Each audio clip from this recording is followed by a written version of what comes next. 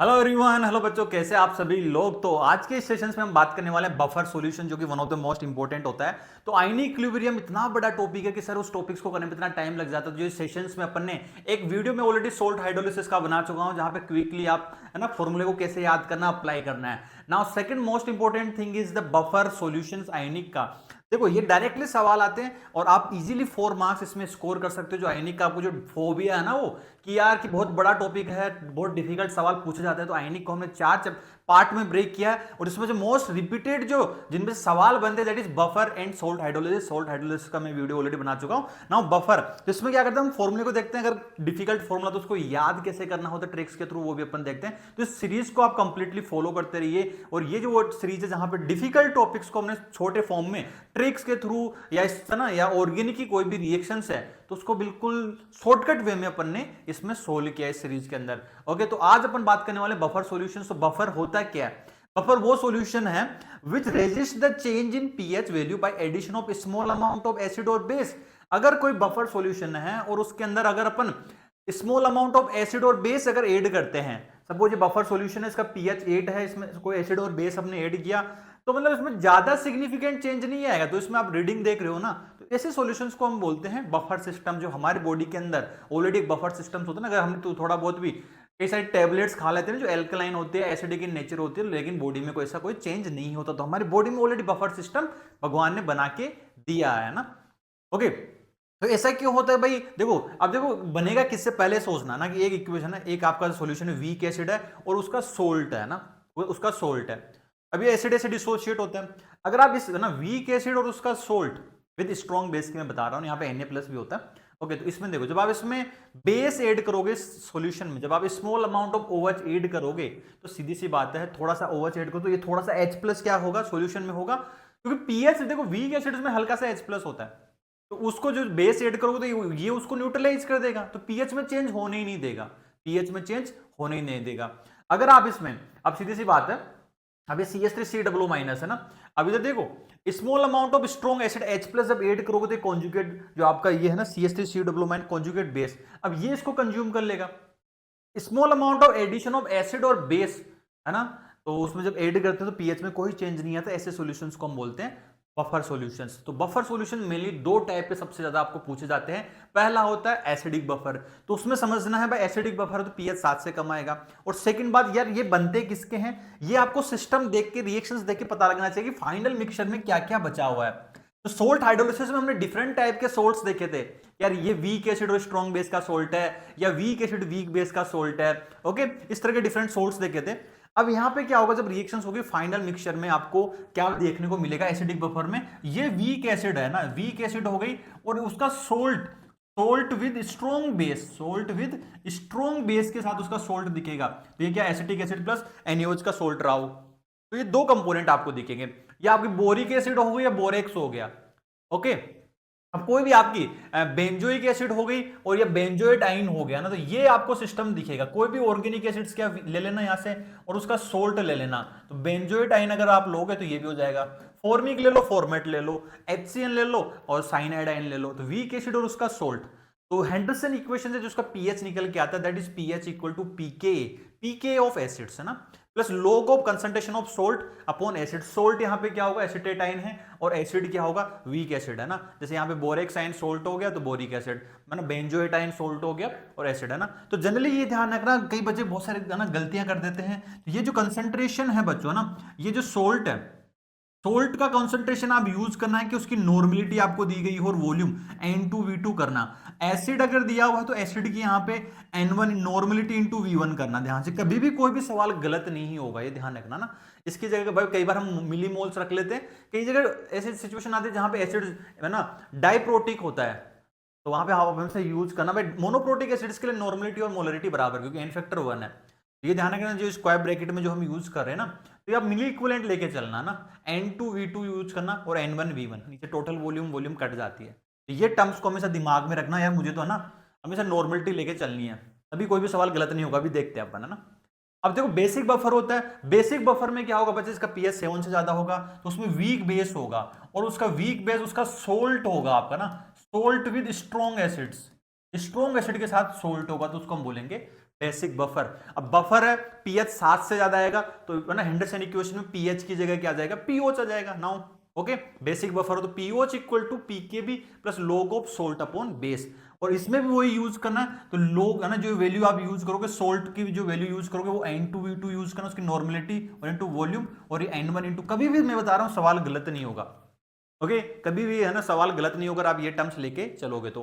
PH कितना आ गया 14 माइनस पीओएच, तो बेस में ध्यान रखना पीओएच आता है और एसिडिक बफर में पीएच आता है। PH equal to pK plus log of salt upon acids, और इधर बेसिक बफर में जो हेंडरसन इक्वेशन आती है that is the pOH equal to pKb base का कांस्टेंट है ना plus log of salt upon base. तो सोल्ट क्या होगा, अमोनियम क्लोराइड, और ये आ गया आपका weak base that is the ammonium hydroxide. कोई भी वीक बेस जो ऑर्गेनिक केमिस्ट्री का भी होगा वो आपका है ना, जैसे कि आपका एनिलीन का एनिलीन आ गया, या उसका सोल्ट है ना विद स्ट्रॉन्ग एसिड्स, तो वो भी आपका RNH2 वाला, ठीक है, अमोनिया वाला भी हो सकता है।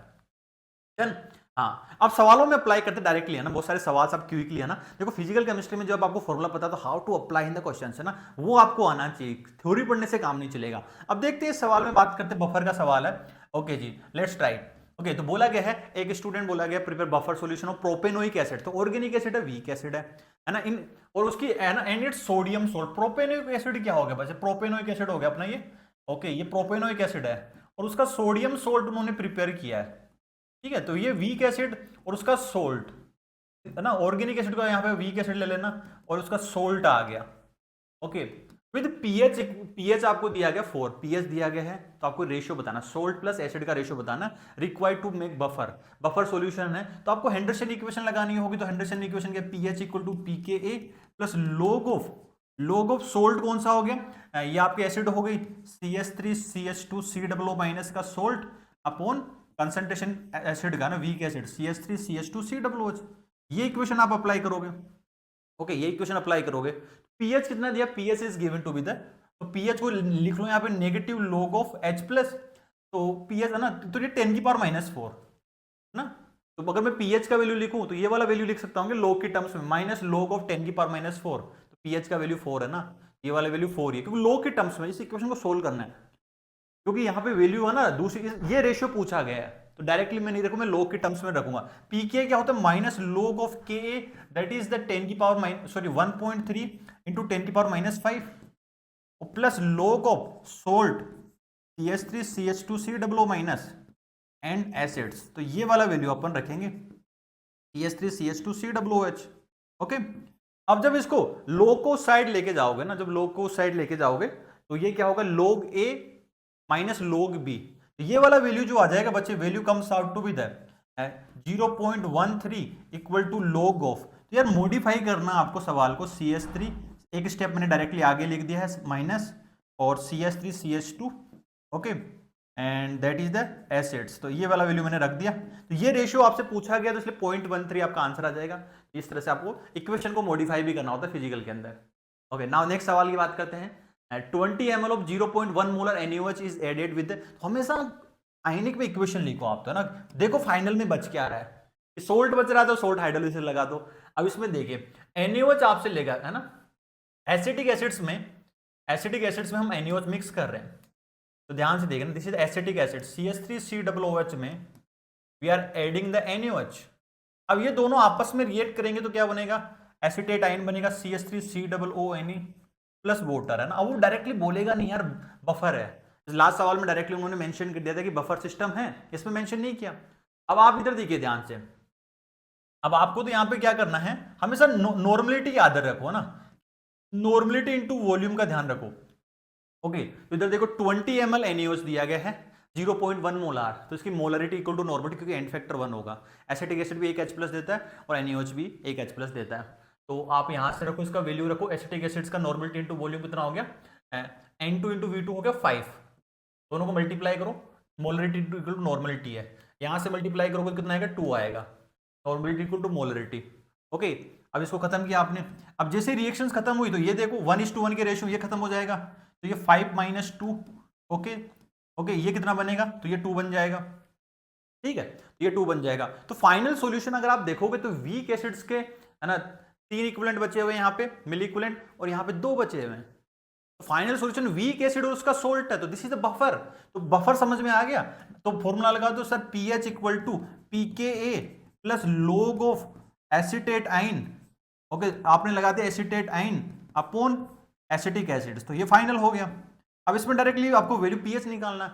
पीके का वैल्यू आपको दिया गया 4.76 दिया गया। लोग ऑफ एसिटेट आइन का आपको N2V2 रखना है, दैट इज 2, और ये कितना हो गया, दैट इज 3। ओके, 2/3। तो ये वाली वैल्यू कितनी आ जाएगी, 4.76 और plus log 2 minus log 3।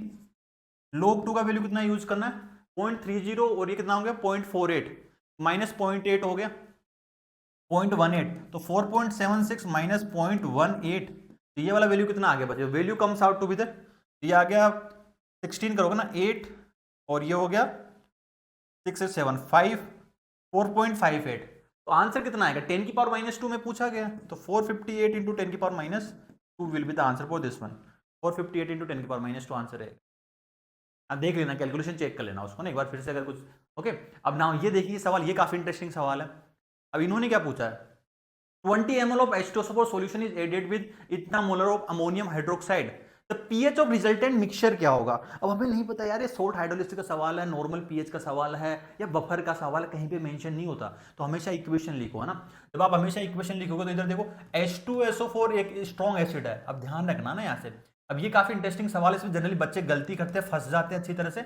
Ammonium hydroxide, तो आपको पता है कि ये क्या बनेगा बच्चे ना, ये H+ है, सल्फेट है, तो ये क्या बनेगा, अमोनियम सल्फेट, तो है ना NH4 ट्वाइस SO4 प्लस ये बनेगा अपना वाटर, है ना, वाटर बना। ओके, ये वाटर बन गया। अब आपको जब आप है ना नॉर्मलिटी के टर्म्स में जब खेलते हो ना इक्विवेलेंट, तब बैलेंस करने की कोई जरूरत नहीं है। जब आपको बैलेंस करने की जरूरत नहीं है। अब इधर देखो, उसकी नॉर्मलिटी इंटू वॉल्यूम की मैं बात करूंगा ना, तो H2SO4 की नॉर्मलिटी कितनी होगी। अब ध्यान रखना, नॉर्मलिटी होती मोलरिटी इंटू एन फैक्टर, इसका एन फैक्टर 2 होता है H2SO4, क्योंकि 2H+ देगा। अब यहां पे मजा आएगा ना। तो एन नॉर्मलिटी कितनी होगी, दैट इज 20 इंटू 0.1 इंटू 2 करोगे तो कितना वैल्यू हो गया, दैट इज 4। तो इसका 4 आ गया ना, डायरेक्टली मल्टीप्लाई कर लो ना, 2 इंटू 0.1 इंटू, ओके, तो 4 आ गए। अमोनियम हाइड्रोक्साइड कितना होगा, इसका एन फैक्टर कितना होगा, वीक बेस है, N factor will be the 1 for this one. तो इसको मल्टीप्लाई करोगे तो इसके कितना आएंगे, 6 आएंगे। ओके, तो इसका 6 आएगा यहां से, डन है ना, 6 आएगा। ओके, अब इसको कोई बैलेंस करने की जरूरत नहीं है आपको ना, इसको बैलेंस करने की कोई जरूरत नहीं है। तो एंड है ना, तो बैलेंस करने की जरूरत नहीं है, क्योंकि नॉर्मलिटी के टर्म्स में हम ऑलरेडी खेल रहे हैं, and normality into milliequivalent के टर्म्स में हम खेल रहे हैं। तो एसिड के 4 मिली इक्विवेलेंट रिएक्ट कर रहे हैं, बेस के 6 मिली इक्विवेलेंट रिएक्ट कर रहे हैं। अब हमें बैलेंस करने की कोई जरूरत नहीं है इसको ना, there is no need to balance, क्योंकि मिली मोल्स में खेलते तो बैलेंस करने की जरूरत पड़ती। ओके, अब इधर देखो, ये कुछ भी नहीं था, we are playing in terms of, है ना, क्योंकि अब मुझे पता है इसको बैलेंस करोगे तो 2 अमोनियम हाइड्रोक्साइड आ जाएंगे ऐसे करके ना, क्योंकि जब हम लो केमिकल इक्विवेलेंस यूज करते हैं तब हमें बैलेंस करने की कोई जरूरत नहीं है, is no need to balance, है ना। ओके, क्योंकि है ना, milli equivalent of acid react equal to milli equivalent of, balance भी कर लो बैलेंस, है ना, उससे कोई फर्क नहीं पड़ेगा। मतलब आपको मिली इक्विवेलेंट में फिर आपको स्टोइकोमेट्री में नहीं खेलेंगे हम। तो अगर ये खत्म होगा यहाँ से तो ये कितना होगा भाई, इसके 4 मिली इक्विवेलेंट एसिड के, 6 मिली इक्विवेलेंट इसके हैं, तो 6 माइनस 4 मिली इक्विवेलेंट इसके बचेंगे n इंटू वी में ना। आप बैलेंस कर लो बैलेंस इसको ना, मैं कह रहा हूँ कि इसको आप बैलेंस में कर लोगे तो ये क्या रहेगा, कुछ इस तरह से आपका बैलेंस हो जाएगा। तो देखो एक बार यहाँ से, अमोनियम तो 4 हाइड्रोजन इधर है, 4 इधर है, 2 ऑक्सीजन इधर है और 2 ऑक्सीजन इधर, ऐसा कुछ होगा। बट मिली इक्विवेलेंट के टर्म्स में मोल का रेशियो नहीं लेता ना, क्योंकि मैं n इंटू वी ले रहा हूँ। ओके, तो यहाँ पे ऐसे मत कर देना ना, 8 मत कर देना। ओके, 8 मत कर देना। तो जितने इक्विवेलेंट रिएक्टेंट के रिएक्ट है ना, number of milli equivalent of reactant equal to number of milliequivalent इसके, तो इसके 4 है, इसका 6 है, तो सीधी सी बात है इसके 4 खत्म हो जाएंगे, तो इसके 2 बच जाएंगे, और इसके कितने बनेंगे, 4 बन जाएंगे। तो यहां से जब पीएच निकालोगे ना तो फाइनल सॉल्यूशन आप देखोगे, now this is the weak base. अब ये वीक बेस और उसका सोल्ट है, तो ये समझ में आ गया, this is the buffer system. Now buffer system है ना, तो हमेशा नॉर्मलिटी के टर्म्स में खेलना, कभी गलती मत करना। तो बफर आएगा, बेसिक बफर है pOH equal to pKb plus log of, okay, salt क्या है 4/2 करोगे ना, तो ये आपका बचेगा फाइनल। ठीक है, ध्यान रखना मैं मिली इक्विवेलेंट कर रहा हूं ना कि मिली मोल, यहां पे समझ कर देना ना। ओके, यस, तो ये क्या आएगा, पीओएच इक्वल टू पीकेबी का वैल्यू दिया गया 4.7 प्लस log 2 दैट इज 0.30, ये आ गया 5, तो pH comes out to be the 14 minus पीओ। तो ये एक अच्छा सवाल था ना, तो ये कितना हो जाएगा 14 minus 5 that equal to the 9 will be the answer for this one. तो 9 आंसर होगा। तो आपको मिली इक्विवेलेंट की टर्म्स में खेलना है, तो ध्यान रखना ना, that is the milliequivalent. Milliequivalent को स्टोइकोमेट्रिक बैलेंस करने की जरूरत नहीं है आपको ना, तो सही से सही करना ना। ओके, इसलिए मैं कहता हूं कि हमेशा नॉर्मलिटी यूज करो। एक और सवाल करते हैं बच्चे यहाँ पे। ओके, नाउ इसको देखो है ना, अप्लाई करो जो भी कंसेप्ट आपको सिखाया गया है। तो बोला गया 1 litre buffer solution containing 0.1 mole of each ammonia, weak base और अमोनियम क्लोराइड, उसका सोल्ट स्ट्रॉन्ग एसिड के साथ। तो आपको बोला गया 0.1 मोल आपको दिया गया, जैसे कि अमोनिया दिया गया है और प्लस अमोनियम क्लोराइड आपको दिया गया है। अब दोनों के 0.1 मोल और 0.1 मोल सॉल्यूशन में गिवन है ना, तो इस तरह से एक सॉल्यूशन आपको गिवन है। अब फिर क्या किया जा रहा है, बाहर से हम 0.02 मोल HCl ऐड करें। We are adding the 0.02 mole of HCl, ठीक है, HCl के ऐड कर रहे हैं। तो फाइनल सॉल्यूशन का पीएच कितना होगा, फाइनल सॉल्यूशन का पीएच। अब आप देखो यार, HCl किसके साथ रिएक्ट करेगा, ये तो सोल्ट है, ये तो भाव नहीं देगा, अमोनिया के साथ रिएक्ट करेगा। तो आपको इक्वेशन लिखनी है, अमोनिया प्लस HCl मिलके अमोनियम क्लोराइड बनाएगा, है ना, यही तो होगा कहानी, अमोनिया प्लस HCl मिलके, ठीक है। अब बफर में पीएच में चेंज आएगा, बफर है, अपन इतने मोल एसिड के ऐड किए। अब देखो T इक्वल टू 0 पे अगर मैं बात करता हूं बच्चों ना, T इक्वल टू 0 पे अगर मैं बात करता हूं, इसके 0.1 मोल है। ओके, 0.1 मोल दिए गए हैं और इसका कितना ऐड किया 0.1, सॉरी एसिड का 0.02 मोल ऐड किया गया है और अमोनियम क्लोराइड स्टार्टिंग में ऐसा ही है। ये आपस में सिस्टम रहा होगा ना, जब HCl को इस वाले सिस्टम में ऐड, तो HCl अब बेस के साथ रिएक्ट करेगा, तो ये कितना होगा, तो ये देखो 0.1 माइनस 0.02, ओके, तो ये खत्म हो जाएगा, तो ये कितना आ जाएगा, तो 0.1 प्लस 0.02, इसमें से खत्म हुआ तो इधर भी ये बनेगा ना, तो ये वाला वैल्यू कितना आ गया, दैट इज 0.08 और ये कितना हो गया 0.12 बन गया होगा, ठीक है, मोल इतना। तो फाइनल सॉल्यूशन आप देखोगे तो फाइनल सॉल्यूशन को अगर आप नजर घुमाओगे तो फाइनल सॉल्यूशन में स्टिल क्या है, बफर, ये वीक बेस है, ओके, और उसका सोल्ट है ना, salt with strong acid, salt with strong acid है ना, ओके। तो आप फॉर्मूला लगाओ, पूछा गया पीएच, पूछा गया, तो पीएच का फॉर्मूला क्या लगाओगे, पीएच बफर है ना, बेसिक बफर, तो pOH equal to pKb, pKb given है अमोनिया का 4.745 plus log of salt 0.12 by 0.08, that is ये वाले वैल्यू कितना हो गया बच्चे, इसको काटोगे तो ये 3/2 है, तो ये वाला वैल्यू आ जाएगा 4.745 प्लस log 3 का वैल्यू गिवन है कि log 3, अच्छा गिवन है, वही डेटा यूज करना है, 0.477 माइनस log ऑफ 2 यूज करना है आपको, 0.301 यूज करना है। तो यहां से पीओच का वैल्यू आ जाएगा, पीओच का वैल्यू आ जाएगा, और पीएच का जो वैल्यू निकालना बच्चे, pH comes out to be the 14 minus pOH, 14 minus pOH निकाल दोगे आप। ये जो सवाल है बच्चों ना, द वैल्यू ऑफ एक्स क्या होगा, तो इनके आंसर में आपको मेंशन कर दूंगा, तो इसको जरूर से ओके पीडीएफ में आपको आंसर चेक करने हैं, तो फिर है ना, तो इसको है ना, ठीक है, यस। तो यहां से मैं बताता हूं एक्स का वैल्यू आ रहा है 100। कमेंट सेक्शन में जरूर से बताना कि यार सर कि हमने सही से किया है, ओके, और जो चीज मैंने बताई है उसी को आपको बोला, तो एक्स का वैल्यू 10 आएगा इसका, तो चैट बॉक्स में जरूर मेंशन करना, तो आपको है ना, तो है ना, सीधी सी बात क्या है, यहाँ पे देखो 25 ml 0.2 मोलर है, तो सोल्ट है, तो एन फैक्टर 1 है, तो मोलरिटी इक्वल टू नॉर्मलिटी, इस वाले केस में मोलरिटी इक्वल टू नॉर्मलिटी आ जाएगी, डन। तो इस तरीके से आपको सोल्व करना पूरा ना, इसका आंसर 10 आएगा। और इस सवाल की अगर मैं बात करूं तो बफर सॉल्यूशन, तो इसका आंसर जो आएगा दैट इज द 100 है ना, तो 100 इसका आंसर रहेगा आपका, 100 is the answer for this one, okay. ये सवाल मैंने दिए हैं, और इस वाले केस में आपको बोला गया है पीके है ना, तो पीओच बताना है, तो पीएच जो आएगा इसका ध्यान से देखना, पीओच पूछा ना कि पीके, पीओच पूछा है, तो पीओच पूछा तो आपका जो आंसर रहेगा that is the D option है ना। तो ये 3 सवाल मैंने आपको होमवर्क में दिए हैं, और जो चीज मैंने आपको सिखाई है उसी को डायरेक्टली अप्लाई करना है, ओके। और कमेंट सेक्शन में बताना है कि यस सर हमने तीनों सवाल सही से आंसर निकाला, जो चीजें आपने बताई है उसी के हिसाब से हमने सवालों को सोल्व भी किया है ना, ओके। तो फिजिकल में it's a game of practice.